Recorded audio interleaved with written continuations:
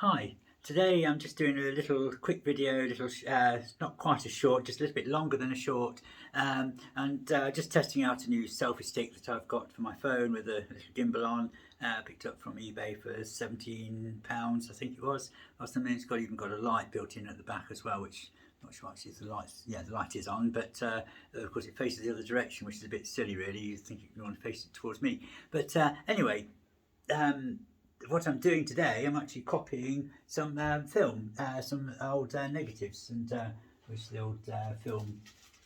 Yeah, and so this is black and white film. You can copy colour film as well, and basically put it on a little light box there so I can see the film and the negatives. And I've got a film holder here, Negative Lab Pro.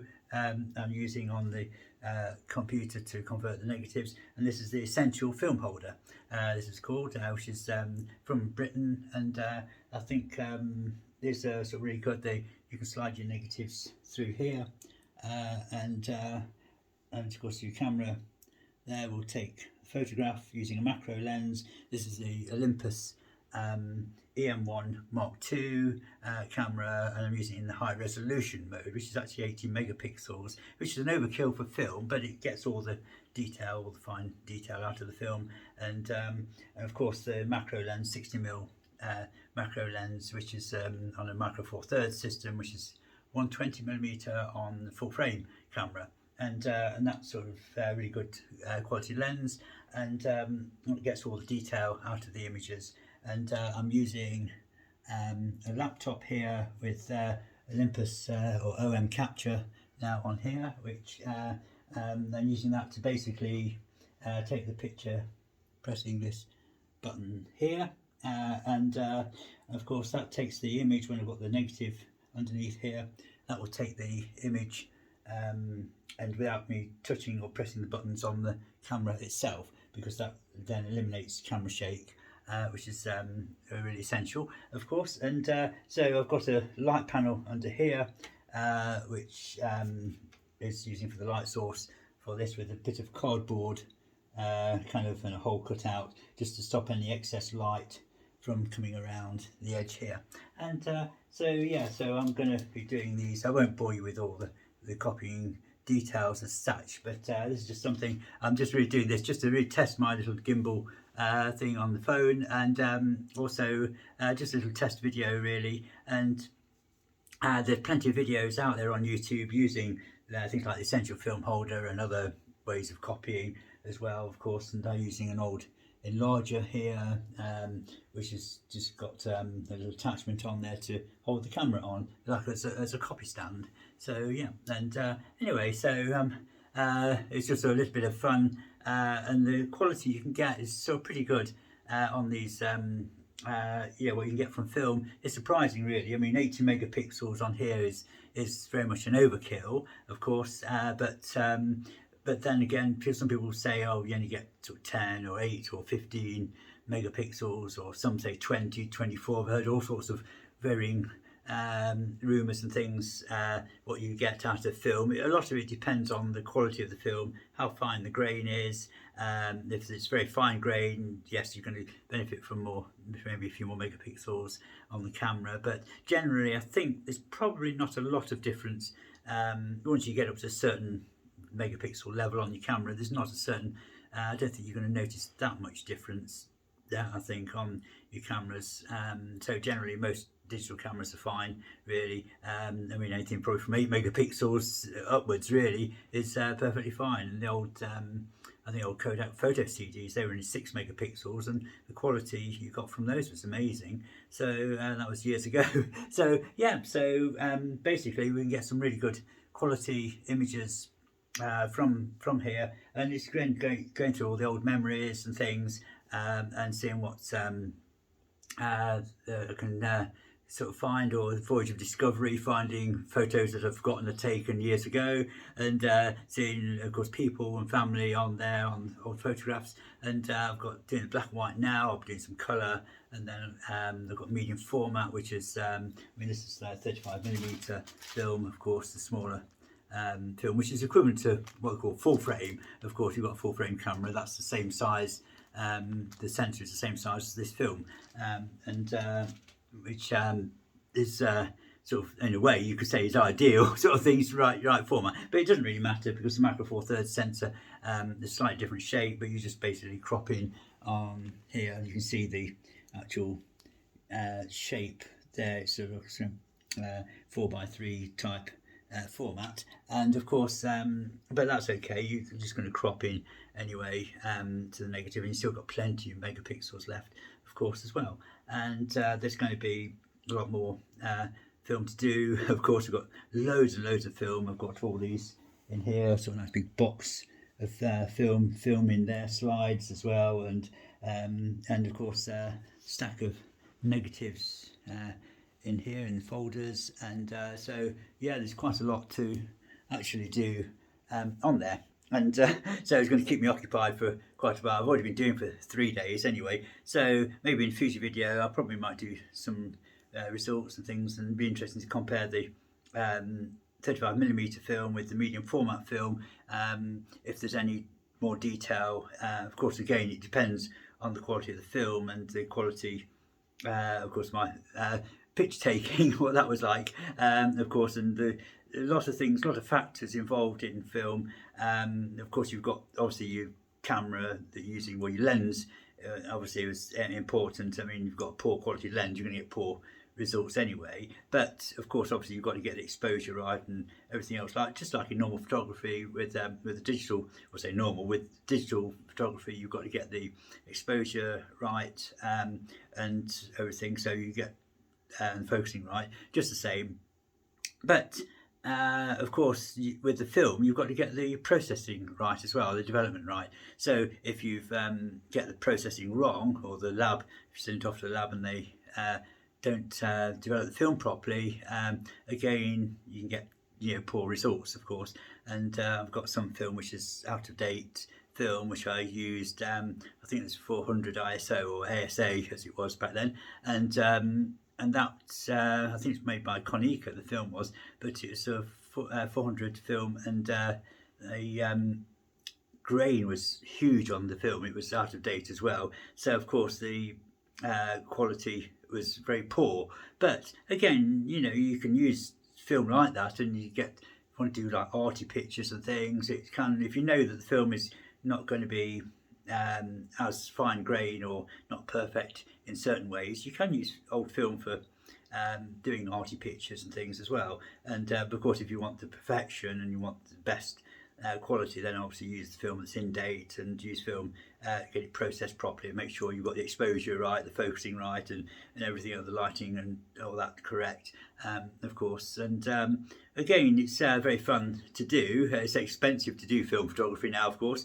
You can, by the time you bought a roll of film and processing, it can cost anything up to £10, and if you're getting on 35mm 36 exposure or medium format, you might only be getting 12 exposures, so it's a lot of money per image. And if you get the picture wrong, of course, that's like with medium format especially, it's probably about £1, £1.20, or a couple of dollars if you're in America, out of pocket for each time you get a picture wrong. So that's quite a bit of money wasted there. And anyway, so I'm going to crack on with this, get on with this, and just sort of might upload a little short later as well for my fans. And so, but this is just kind of really an experimental video, so I'm just going to upload this straight from my phone afterwards, and see how that comes out. And of course the lighting in the room, I've only got the normal kind of lighting in the room, so it's not brightly lit. But of course when I do the actual copying, I turn the lights off so you don't get any stray lights or bouncing around in the cameras, just to make sure it's just like in the darkroom really. You've got this darkroom feel.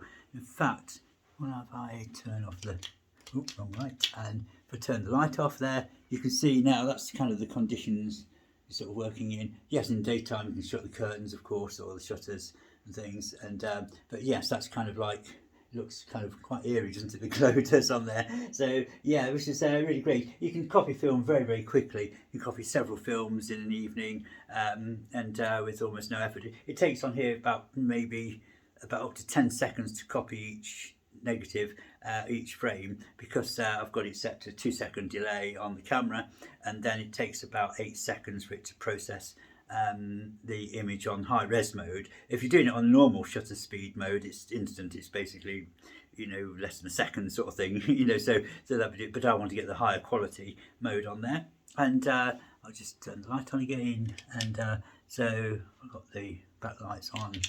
Oh, that's, yeah, I'll put all the lights on there. So, and yeah, so if you want to get the high quality, then on the Micro Four Thirds system, of course, you can use the high resolution mode, and it takes a little bit longer perhaps per image, but it's worth it for the results. And because yeah, you can just use the normal standard mode, which is 20 megapixels on this, which again is probably more than good enough. But I did find with some medium format film, you found that the higher resolution mode was really good. I think the 35mm, it probably is going way beyond the resolving power of the 35mm film, but you can always shrink the pictures down anyway. If you've got that quality there, you can always shrink it down, and some films might have bit better quality than others.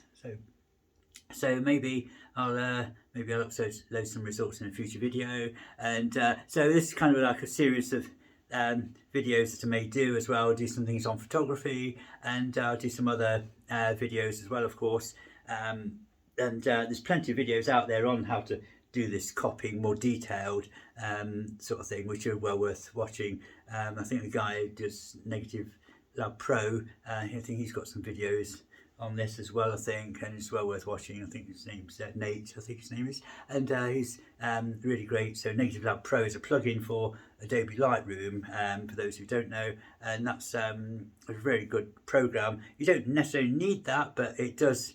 It's well worth the money because it does save a lot of time converting the negatives into positives. Black and white's easier because you've no colours to worry about, but with colour film, of course, getting the colour balance right, there are people who show you how to do that really good, but things like Negative Lab Pro is very good. And you can also use view scan as well, which is again the commercial. You've got to buy the full version of view scan, and that does a similar thing to Negative Lab Pro. It's a little bit slower, well, it's a lot slower in some ways, I think, and certain ways to convert the negatives, but again, that's probably about half the price of Negative Lab Pro. But Negative Lab Pro, that does make a really good job, and it seems to get the colours spot on. And I think there's a new version which I've ordered, which is not out yet, so that's going to be even better, I think. So I'm not too sure. So again, look up Negative Lab Pro for that. And so yeah, that's pretty good, really. So I'm gonna get on. I'll probably be up till midnight or something, or beyond sometimes. And so yeah, and one interesting fact as well is fact, is it a fact, that while the last couple of nights when I've actually been copying a film, because there's kind of been, I've seem to have this eerie little feeling that something's been watching me, and whether it's some sort of ghost or something, I don't know. But yeah, because I mean, sadly, my dad was in this room. He didn't pass away in this room, but we used this room as a bedroom. This was our dining room, and we've got the dining room table here. And so yeah, he's the last place we made it into a little bedroom for him. The last place he was, sadly, before he passed away just over a year ago, and November 21. So yeah, it's kind of like, you know, you feel like I felt like there's something been sort of watching me just outside the door here. I don't know if there's anything kind of yeah, I can't pick anything up. I don't think we'll pick anything up here. That when the lights have been off and it's been kind of like sort of like this, and yeah, he's kind of like, of course, we need the infrared glow, don't we, on the lights, on my eyes, sort of thing, to make it look like the one that was a program on TV that where they look for ghosts and things, and but yeah, that's kind of like really kind of, yeah, a little bit creepy really. You kind of, sometimes you switch the lights off, you kind of just a little bit sort of, switch the lights back on a minute, and yeah, you just kind of, and yeah, you feel hear a few creaks in the house and things, and because it's just really silent when I'm doing it. I should have some music playing or something on while I'm doing it. Can't while I'm on the YouTube video, of course, because of copyrights and stuff. But yeah, so anyway, so yeah, this video is sort of gone on actually a little bit longer than I expected really. But I'm just sort of just trying out this little gimbal that I got, and it seems to be working quite well, I think. So I can hold it sort of like away from me like this as well, and yeah, so it's going to be handy for when I'm out and about in the street. But I could just obviously just have it on a tripod, but then it's a bit, you know, sort of static, and I can't show you all what I'm doing here. So anyway, but thank you all for watching, and I've no introduction videos, introduction music on this video because I'm doing it straight from the phone, just to really kind of a test of the thing. But thank you all for watching, and please remember to like and subscribe, and see you all very soon. Okay, bye.